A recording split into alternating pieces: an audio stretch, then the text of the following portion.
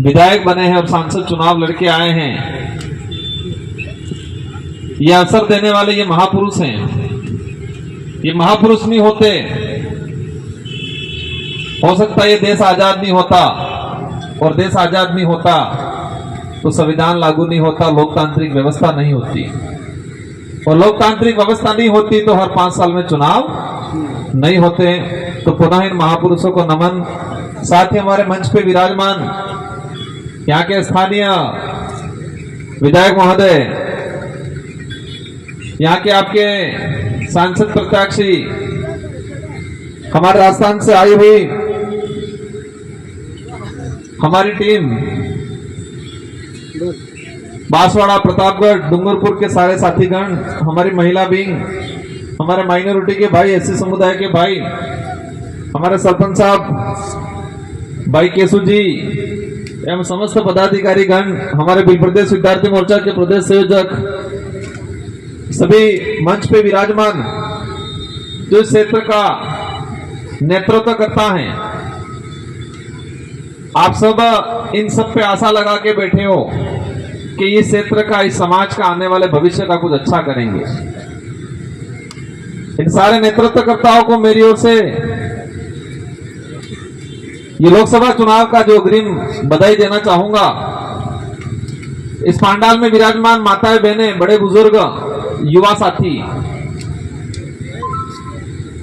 शायद भारत देश के अंदर ये इलाका ऐसा होगा, यहाँ ये सभा ऐसी होगी, ये पार्टी ऐसी होगी कि तपती धूप में, कड़ी धूप में कहीं फ्रीज कूलर नहीं लगा है।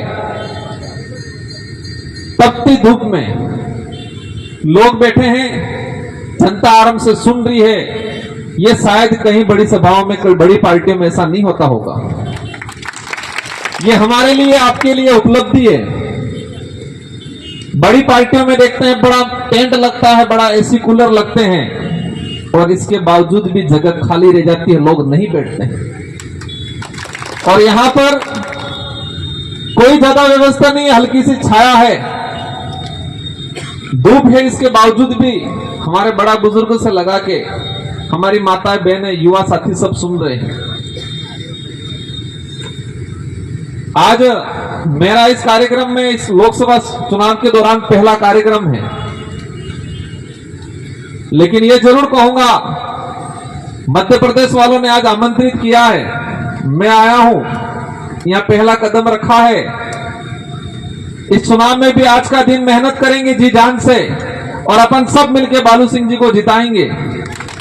और आने वाले समय में भी, अब आपने बुला ही लिया है तो हर तरफ से आपको झेलना है, आप तैयार हो जाना आप सब,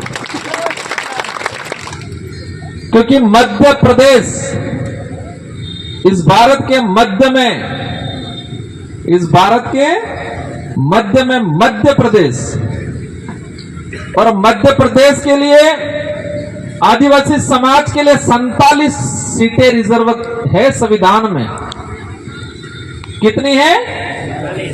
47, 40 की 40 से 40 प्लस 7, अपने भाषा में कहें 7.5। 47 आदिवासी समाज के लिए रिजर्व सीटें हैं, ताकि यहां का आदिवासी चुन के जाए और आदिवासी समाज की भलाई के लिए, हक अधिकार के लिए, इतिहास के लिए और शिक्षा के लिए मध्य प्रदेश की विधानसभा में जाके बोले, ये प्रावधान किया है। और 47 एसटी रिजर्व जो सीटें हुई हैं, इन महापुरुषों की वजह से, इन महापुरुषों ने त्याग दिया, बलिदान दिया, शेड्यूल 5 इलाका लागू कराया, संविधान में आदिवासियों का प्रतिनिधित्व तैयार करने के लिए एसटी की रिजर्व सीटें की 47। 7 दिल्ली भेजने के लिए रिजर्व किए, 7 है क्या मध्य प्रदेश में? 6 सीटें एमपी की रिजर्व किए। ये गर्व की बात है, ये गर्व की बात, हमारे पूर्वजों के त्याग बलिदान के बाद ये एसटी रिजर्व हुई, वो गर्व की बात है। लेकिन दुख की बात यह है कि इन सीटों से जाने वाले साथियों ने आज तक हमारे समाज की, क्षेत्र की जनता के संवैधानिक प्रावधान को लागू करने की बात नहीं की।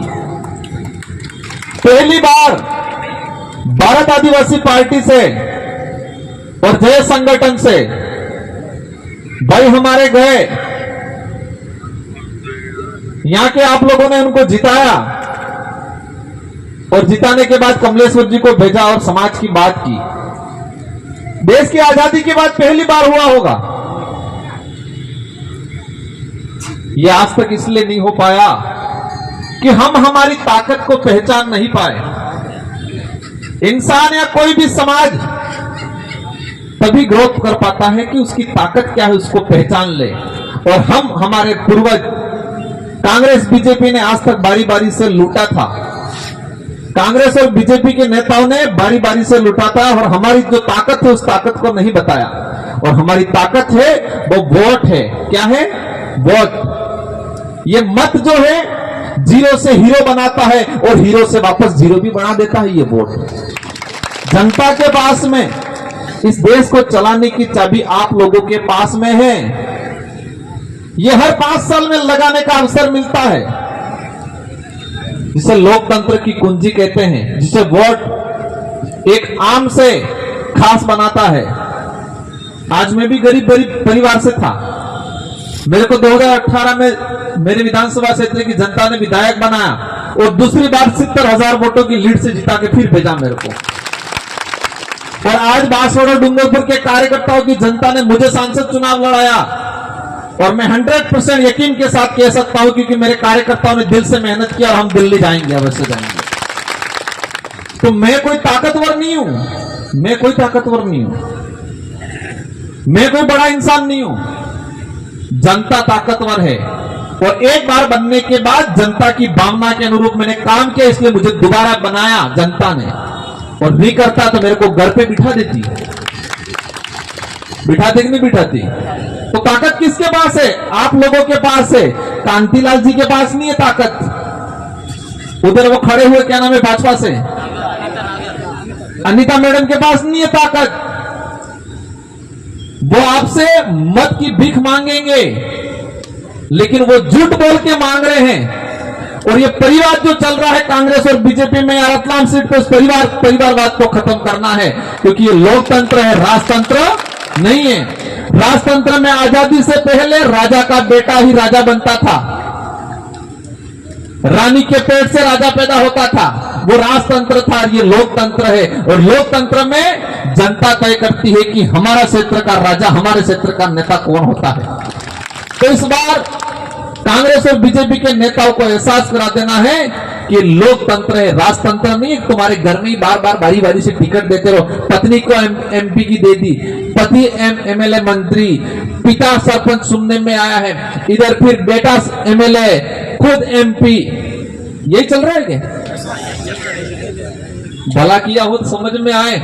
आज तक शेड्यूल 5 के हमारे बच्चों में गांवों में शिक्षा नहीं मिल रही है, गरीबी है। हमारा जो आदमी अनाज पका रहा है उसको उचित मूल्य पे इन शहरों में वाजिब दाम मिलना चाहिए। बात करी किसी ने?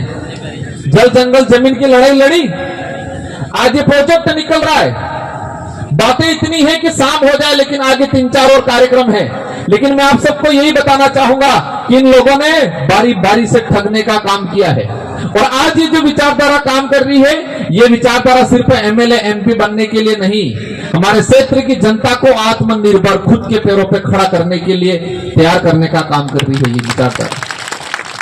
आपको लड़ना है हक अधिकार के लिए और उस लड़ाई में सबसे आगे हम रहेंगे। और हम दिल्ली के सदन में, राजस्थान के सदन में, मध्य प्रदेश के सदन में हम लड़ाई लड़ेंगे। आज ये बड़ा प्रोजेक्ट निकल रहा है, सुनने में आया मुझे। एट लाइन कोई निकल रहा है, कोई बड़ी फैक्ट्री आ रही है शायद। इस एट लाइन के आसपास सुनने में आया है कि एक 500 से 1 किलोमीटर के लमसम किसी भी जमीन को अलॉटमेंट नहीं करेंगे। शायद आपको नहीं पता होगा।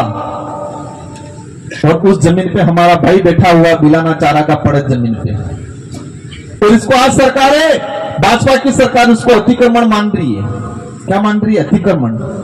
भाजपा का निर्माण नहीं हुआ, उससे पहले से उस घर पे, उस जमीन पे मकान बना के बैठा हमारा भाई। भाजपा पार्टी नहीं बनी थी। पहले थे कि जगह मत रे लीजिए, हमारा भाई खेती बाड़ी करे। और आज भाजपा सरकार अभी कह रही थी कि अतिक्रमण है, इसको हटाओ। जो हमको हटाने की बात कर रहे हैं उन पार्टियों को यहां से हटा के भेज देंगे आने वाले समय के अंदर। आप मजबूत रहना। आपका जो वोट है ये बहुत कीमती है और इस बार ऐसी चाबी लगानी है कि कांग्रेस बीजेपी वालों को पता चल जाए कि ये लोकतंत्र है, राजतंत्र नहीं है। ये हर बार चुनाव में करते हैं। अभी मैंने सुना टोकन मिल रहा है, खाने का पीने का टोकन दे रहे हैं सुनने में। सही बात है क्या?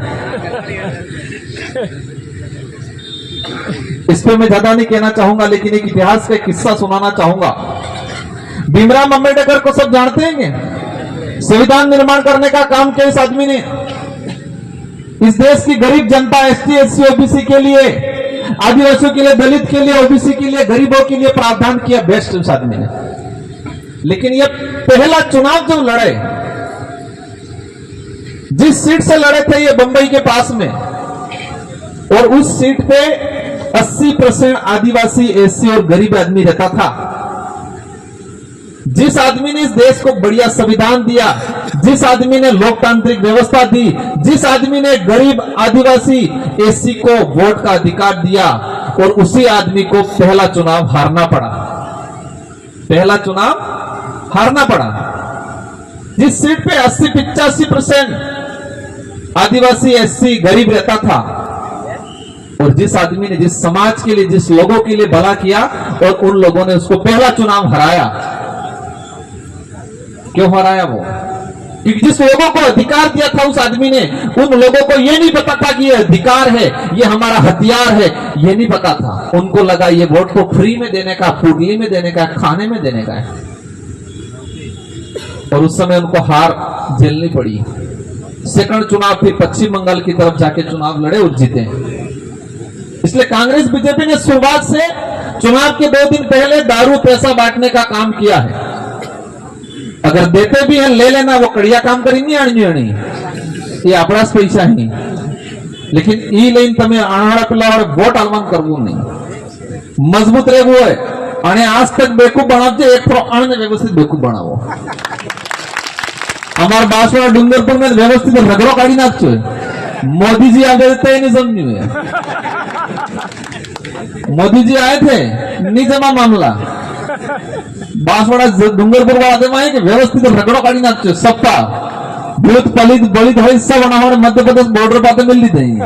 तमें एवढो पलाहाड़ काढ़ी स्टेट पलाहाड़ काढ़ी दी हमने छत्तीसगढ़ आड़ी, और पलाहाड़ी सीधा बंगाल की खाड़ी में।